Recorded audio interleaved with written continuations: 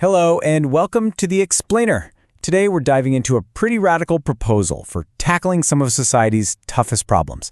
The idea isn't to just tweak the old system, but to build something completely new, based on entrepreneurship and real empowerment.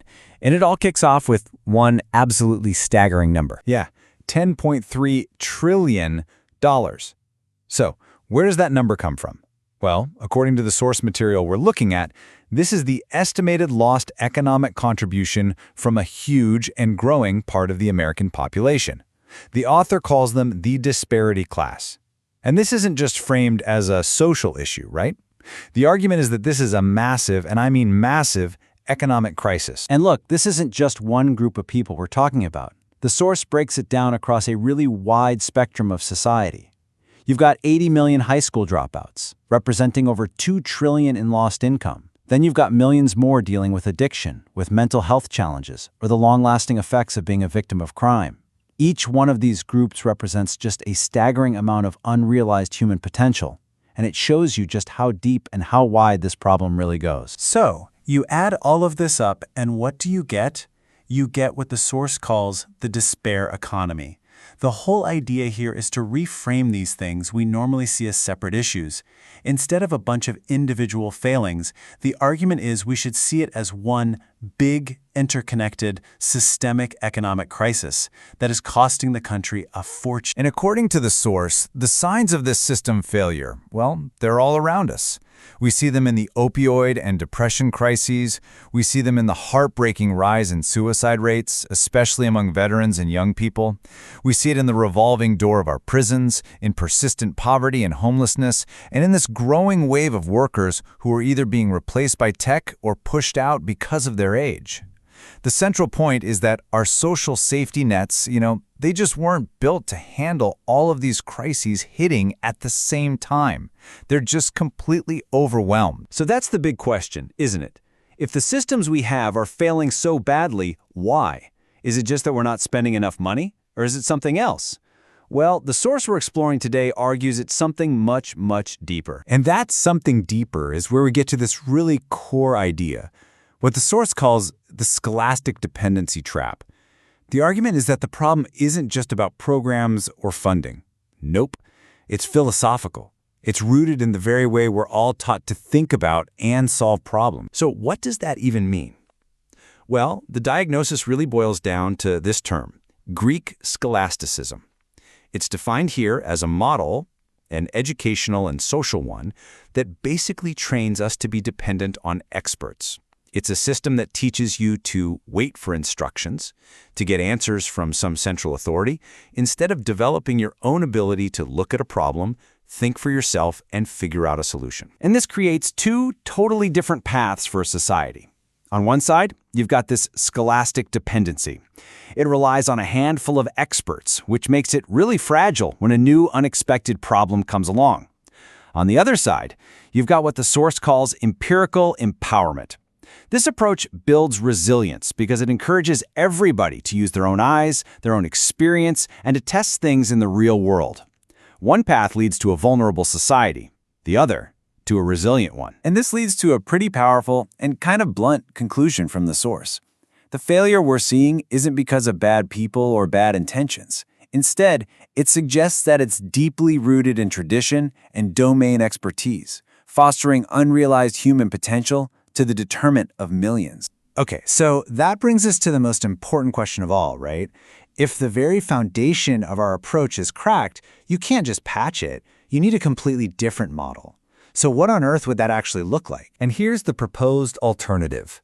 It's a concept called Prosperity Place. And it's not another government program or a charity. It's envisioned as a real, physical place, a new kind of campus that's built from the ground up to do the exact opposite of that dependency trap. It's all about fostering empowerment. And get this for a mission statement.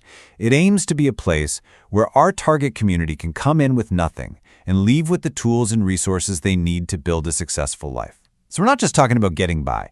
The goal here is for people to truly heal, to grow, and to eventually thrive completely on their own terms. So, what is this place? It's not just one thing. Think of it more like a whole integrated ecosystem. It's this mashup of a job accelerator and actual for-profit businesses, right alongside a workforce training center and even a K-12 charter school. It includes the basics too, like a place to live and even its own food forest and fish farm.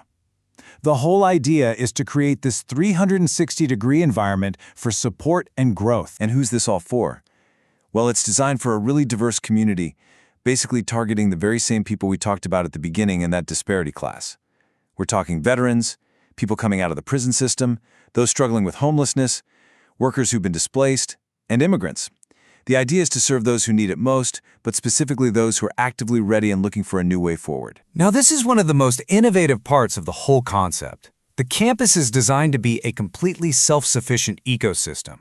It generates its own power, it grows its own food, and, this is key, it runs its own businesses to generate its own revenue. The goal is for the model to pay for itself, breaking that endless cycle of dependency on donations or government funding. Okay, but you have all these different people with different problems and different goals. How do you personalize this experience for every single person who walks in the door? Well, that's where a really crucial layer of technology comes in. It's a personal guardian that the source calls the AI angel. And it's really important to stress, this isn't framed as some kind of surveillance tool. It's not Big Brother. It's framed as a personal guardian. Think of it like having a 24/7 AI-powered mentor and life coach in your corner, and its only job is to help you figure out your goals and then actually achieve them. So here's how it would work, broken down into 4 steps. First, you enroll your mission. You say, this is where I want to go. Then, the AI analyzes everything about you, your strengths, your weaknesses, to build a totally custom plan. From there, you get constant guidance and accountability from AI mentors that have been trained on the wisdom of super successful people. And it just keeps working with you, day in and day out, until your mission is complete and you've reached your goal. And the goals here, they're not small or fuzzy. We're talking about real, measurable outcomes. The whole system is designed to drive key metrics, like seriously raising graduation rates and verifiably lifting people out of poverty. But maybe most importantly for this model, it's about creating a whole new generation of entrepreneurs. It's all engineered to produce real, lasting change. So, when you boil it all down, the entire concept really rests on this one simple but incredibly powerful philosophy. Change the mindset and you will change the outcome. The big bet here is that if you can shift a person's focus from dependency to empowerment, from being told what to do to learning how to solve problems for themselves, you can fundamentally change their entire life's trajectory. And that leaves us with a final, really powerful question to think about. The source argues that for something like 60 years, our social safety nets have been trying and struggling to solve these deep, systemic problems. Could this model, an entrepreneurial campus powered by a personal AI guardian for every single person, be the kind of radical new thinking we need to finally fix a broken system? It's a fascinating and definitely provocative idea. Thanks for joining us on The Explainer.